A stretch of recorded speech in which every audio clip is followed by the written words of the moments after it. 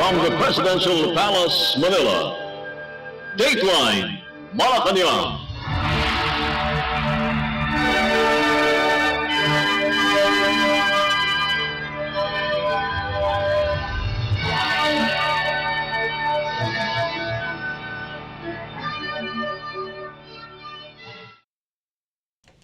Good day, this is Dateline Malacañang and here are the news. On the top story, demonstrating the government's commitment to elevating the Philippines as a premier cruise destination hub in Asia, Philippine President Ferdinand R. Marcos Jr. welcomes the delegates and tourism executives to the Sea Trade Cruise or STC Asia 2024, a major cruise gathering hosted by the Philippines during a reception dinner at the Okada Manila in Parañaque City. In his speech, the president underscores that the country's goal is to build a cruise industry that benefits everyone, including cruise lines and their members, local communities, and travelers who seek to explore the rich diversity of its cultures. The chief executive highlights that STC Asia 2024 is a vital opportunity to forge stronger alliances, exchange insights, and construct enduring connections that will transcend borders and continue to benefit cruise industries for the future of all countries across the region. Organized by the Department of Tourism or DOT and co-located with the Sea Trade Maritime Crew Connect Global. This year's conference brings together over 350 key industry players, including cruise line executives, itinerary planners, port agents, and tourism authorities from across the globe. From November 11 to November 13, attendees engage in network sessions, learning forums, and strategic discussions aimed at propelling sustainable growth and regional collaboration in the cruise industry. Here is Philippine President Ferdinand R. Marcos Jr. It is our greatest pleasure and honor to host this esteemed occasion, and I warmly welcome each of you to our shores. As we gather for the Sea Trade Cruise Asia 2024, we are presented with an opportunity to shape the future of cruise tourism in a way that brings a lasting benefit to all. The Philippines, in collaboration with our regional partners, is committed to playing a constructive role in this evolving industry. We are focused on strengthening infrastructure, forging meaningful partnerships, and ensuring that both the cruise industry and local communities will flourish. Our efforts go beyond improving ports and destinations. We are also working to preserve the cultural and environmental assets that make us distinctive. Our goal is to build an industry that benefits everyone. The cruise lines and its crew members, the local communities, and the travelers who seek to explore the rich diversity of our cultures. By streamlining operations, enhancing efficiencies, and focusing on sustainable practices, we aim to ensure that the cruise industry grows in a way that is both practical and inclusive. The Philippines has long been a gateway to the rich history and culture of Southeast Asia. Now, with your collaboration and commitment, we establish ourselves as a hub for cruise tourism, a destination where innovation, collaboration, and sustainable growth converge. With 40 unique destinations welcoming cruise ships from the coasts of Palawan to the streets of Manila, we offer experiences that echo beyond the shores and resonate with every traveler. Last year, we took pride at being recognized as Asia's best cruise destination, and as well at the World Cruise Awards, and as well this year, we are recognized as the best port of call at the Asia Cruise Awards. These accolades are affirmations of our collective vision, one shared by the Department of Tourism, the Philippine Ports Authority, and our local communities, to elevate the Philippines as a premier cruise destination worthy of global recognition.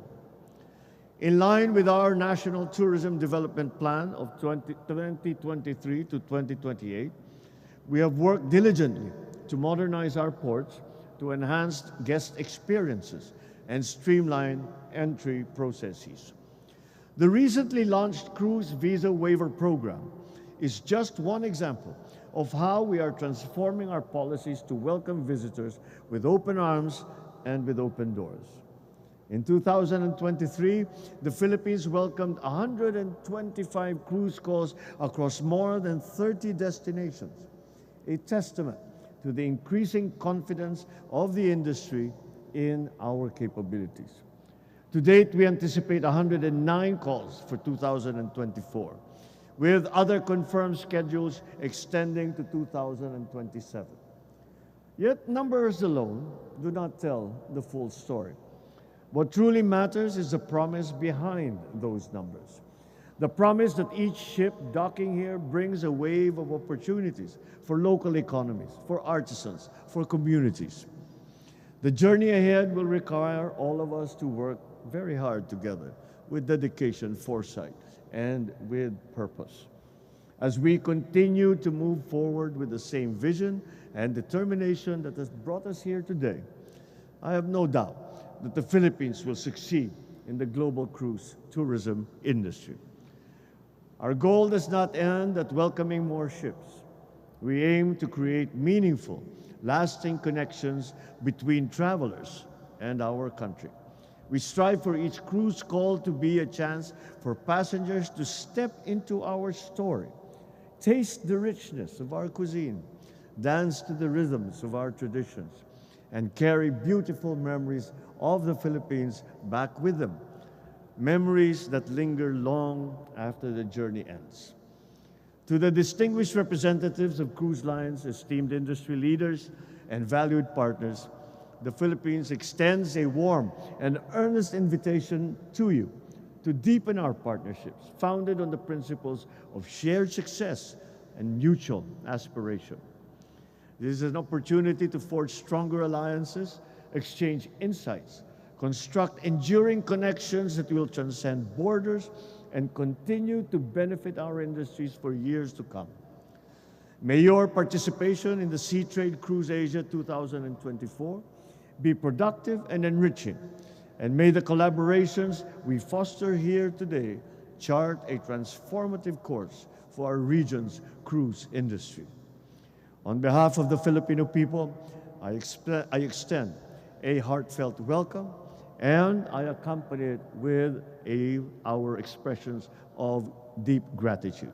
Thank you very much, and may your conference, may this meeting be a very successful one.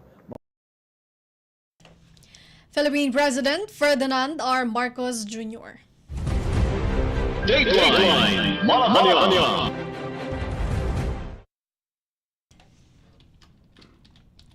Philippine President Ferdinand R. Marcos Jr.'s administration will focus its anti-illegal drug campaign on the supply side, or where drugs itself came from, and those who are involved in its trade. According to Department of the Interior and Local Government, or DILG Secretary John Vic Remulla, this is one of the topics discussed during the meeting with the President at the Malacañang Palace in order to strengthen the country's fight against illegal drugs. Remulla said this time the administration will concentrate its anti-illegal drug operations on chasing after the big guns, the big suppliers, and the main men involved in the importation of drugs. In a press briefing at the Malacañang Palace, the Secretary said that based on information they have gathered, around 200 high-profile inmates that are in prison are still involved in a trade of illegal drugs. Because of this, they will be transferred to a new maximum facility. Secretary Remulla said they are also investigating jail guards up to the supervisors in order to determine where exactly is the problem. The President called a meeting between the three legs of the stool of the fight against drugs. It is between the Secretary of Justice, representing the NBI. It was also present was the PIDEA chief, Moro Lazo, and PNP chief, Marbil, and I were there, and we discussed a new strategy towards fighting the war on drugs.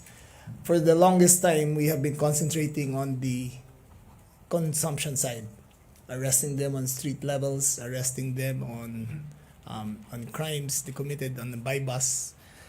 This time we are going heavy on the supply side, chasing after the big guns, the big suppliers, the main men involved in the importation of drugs. The personalities have been identified. I am not at liberty to discuss it. Hindi ko pwede muna sabihin.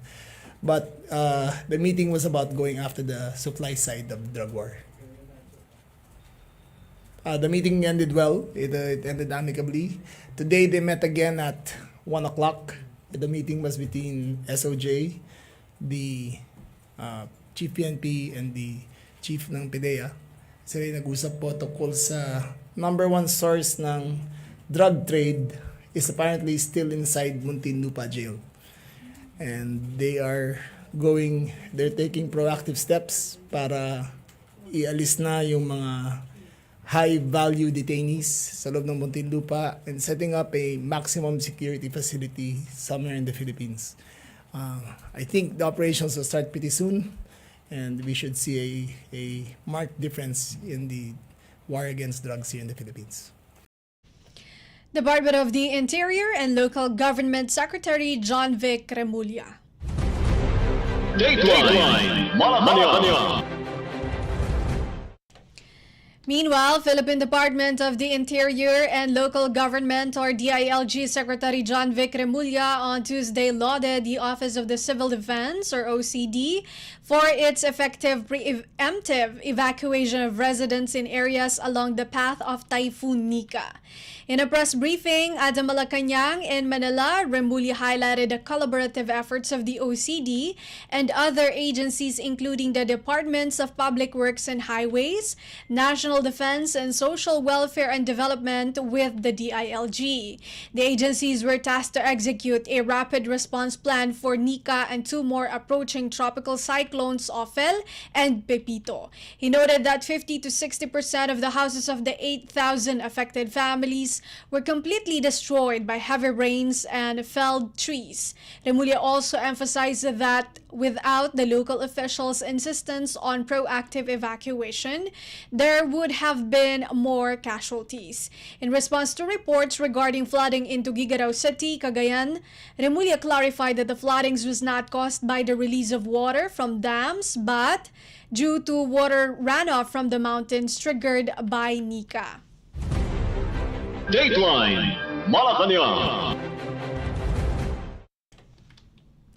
The Department of the Interior and Local Government or DILG on Tuesday vowed to announce the suspension of government work and classes a day ahead of a typhoon's arrival. This as President Ferdinand R. Marcos Jr. authorized the agency to announce the suspension in the event of a weather disturbance. In a press briefing in Malacañang, DILG Secretary John Vic Remulla said he used to announce the suspension of work and classes a day ahead of typhoon's arrival when he was still Cavite governor. Remulla said he will do the same as the Interior Chief in compliance with the President's directive. Remulla said data from the Philippine Atmospheric Geophysical and Astronomical Services Administration or PAGASA, as well as the U.S. Joint Typhoon Warning Center or JTWC Windy app and the Japan Meteorological Agency will be utilized to make a forecast model that will be used as basis for the suspension announcements. Dateline Malacañang. Local Government Secretary John Vic Remulla Tuesday said the government will not allow incumbent government officials to use state resources during the 2025 midterm elections. Network for Truthful Elections or LENTE warning about the alleged abuses committed by public officials who have access to government facilities and resources for their personal campaign. Remulla advised concerned individuals to file a complaint against the erring government official before for the Commission on Elections or COMELEC. Lente monitors the abuse of state resources by incumbent political parties and candidates in the Philippines. The abuses include the misuse of government resources, whether material, human, coercive, regulatory, budgetary, media-related, or legislative, for electoral advantage. Remulla assured the public that the government is very strict when it comes to implementing the election ban. The midterm election is set on May 12, 2025, under Resolution 10999, released by the COMELEC and Bank in May this year. The election period will be from January 12 to June 11, 2025. The 90-day campaign period for the senator and party list will start from February 11 until May 10, 2025, while the 45-day campaign period for local candidates will run from March 28 to May 10, 2025. Dateline Malacañang. The Commission on Elections or COMELEC will use the Metropolitan Manila Development Authority or MMDA's Communications and Command Center for next year's elections. In a memorandum of agreement signed Tuesday at the MMDA headquarters in Pasig City, the command center will be used as a hub for COMELEC coordinating activities. The MMDA will provide extra manpower, equipment, and other resources. MMDA Chair Romando Artes during the event said they will also provide equipment such as deployable cameras and body-worn cameras, radios, and other communication devices to be deployed in critical areas for election-related monitoring and communication activities during the midterm elections next year. In addition to the CCC, the MMDA will also give the COMELEC access to its mobile command center to facilitate real-time monitoring. As part of the agreement, the MMDA will designate a representative at the COMELEC Command Center for final testing and sealing, international observation, mock elections, and other related election activities. COMELEC Chair George Erwin Garcia thanked the MMDA for the collaboration. Dateline Malacañang. Still on elections, the Philippine National Police or PNP is set to visit more than 2,000 gun owners for verification and accounting of firearms as part of security preparations for the May 2025 national and local elections. In a press briefing held at Kamkrame in Quezon City, PNP spokesperson and information chief Brigadier General Jean Fajardo said the Civil Security Group or CSG will conduct a physical accounting of firearms of licensed gun holders. It said a verification and accounting initiative is being conducted to promote public order and safety for the general public and electorate. Fajardo said that initially the inspection will cover the Type 5 gun owners or those allowed to acquire, own, and possess more than 15 units of firearms. She said there are around 2,000 Type 5 gun owners across the country, mostly in the National Capital Region. Fajardo said the PNP has already started sending letters to gun holders on Monday for the verification and accounting process that will be conducted by uniformed PNP personnel from concerned Regional Civil Security Units or RCSU. Meanwhile, she clarified that this is different from Oplan Katok, where the targets are expired firearms licenses and registrations. Fajardo said concerned gun owners may face administrative sanctions should they be found to have violated any firearms regulations such as transferring of address without informing the CSG's Firearms and Explosives Office and storing firearms in places without lock and key. The CSG in the PNP's office in charge of administrative and operational control in the regulation of firearms, explosives, and private security industries. Dateline Malacañang. Philippine senators urged concerned government agencies to create a comprehensive contingency plan to assist undocumented Filipinos in the United States if President-elect Donald Trump opts to implement a large-scale immigration crackdown. In a statement, Senate President Pro Tempore Jinggoy Estrada said the government should provide logistical support for eventual repatriation and help returning Filipinos find jobs or other means of livelihood. Meanwhile, Senator Amy Marcos urged Filipinos in the U.S. to stay calm and set aside some money to pay for a lawyer, find another job, and for the family. She also urged her colleagues in Congress to provide the Department of Foreign Affairs or DFA with all of the necessary funds to respond promptly and adequately to the impending deportation of more than 200,000 undocumented Filipinos in the U.S. In a separate statement, Senator Marcos said current allocations for the assistance is 5 to 10% lower than the needed. Under both the 2025 National Expenditure Program and the 2025 General Appropriations Bill, the DFA is only allocated 1.259 billion pesos for the item, Protection of the Rights and Promotion of Welfare of Overseas Filipinos, from which repatriation assistance is sourced. As of September 30, 2024, the DFA has spent over 139 million pesos to provide repatriation assistance to 1,020 Filipinos. On the other hand, Senator Joel Villanueva said the Department of Migrant Workers or DMW, together with the Department of Labor and Employment or DOLE and DFA, should ensure the protection of the welfare of Filipino migrants regardless of their status. Villanueva noted that DMW was allocated 1.3 billion pesos for the Agarang Kalinga at Saklolo para sa mga OFW na nangangailangan or Action Fund to provide legal, medical, financial, and other forms of assistance to overseas Filipino workers or OFWs. He also mentioned the 1.287 billion pesos allocated to the Emergency Repatriation Fund. In the meantime, the National Security Council or NSC is confident that the U.S. will retain its support to the Philippines. According to NSC Assistant Director General Jonathan Malaya, U.S. State Secretary Mike Pompeo himself gave the assurance that the Mutual Defense Treaty or MDT between both countries is ironclad. Malaya added that even the free and open Indo-Pacific started during the administration of Trump. Because of this, the official is confident that the U.S. and Philippines' position will remain consistent when it comes to national security. Dateline Malacañang.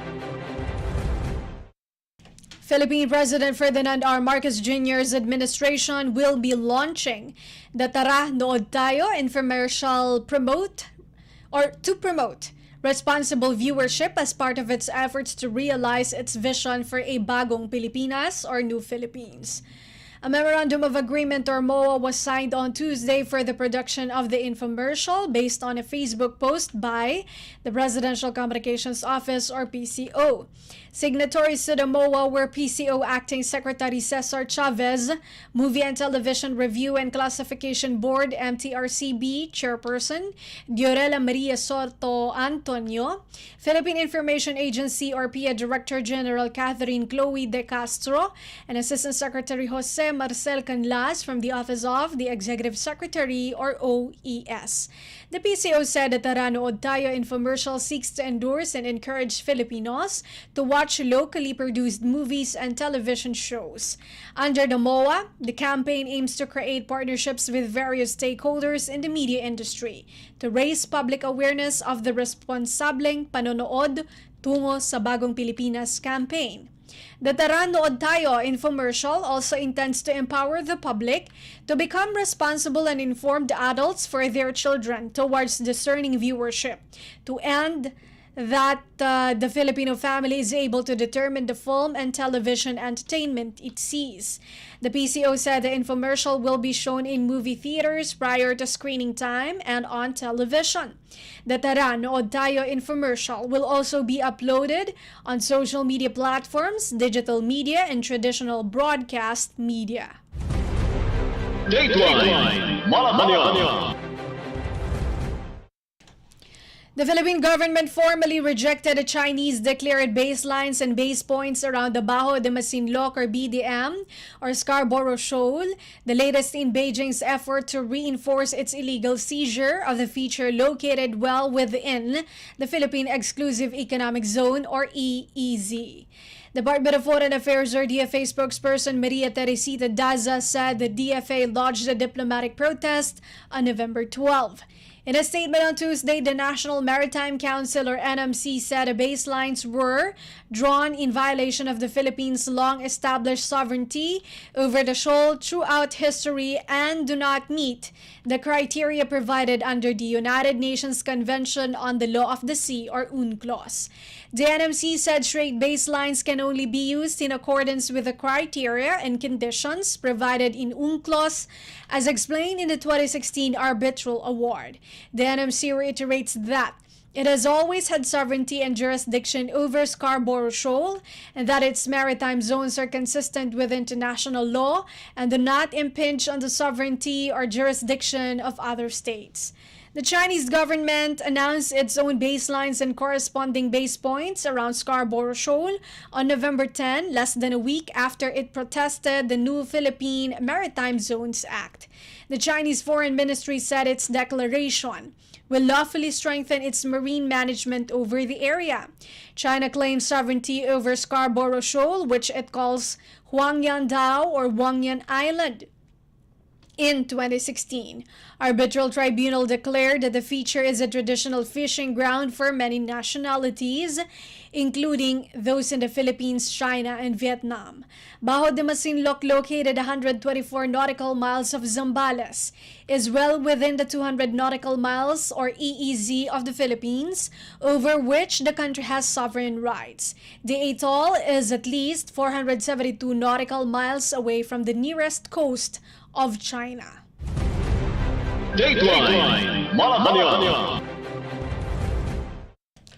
In other news, the Philippine Department of Social Welfare and Development or DSWD Secretary Rex Gatchalian assured that the department is always ready to provide family food packs or FFPs and non-food relief items or NFIs to local government units or LGUs severely affected by 4 cyclones that hit the country in less than 3 weeks.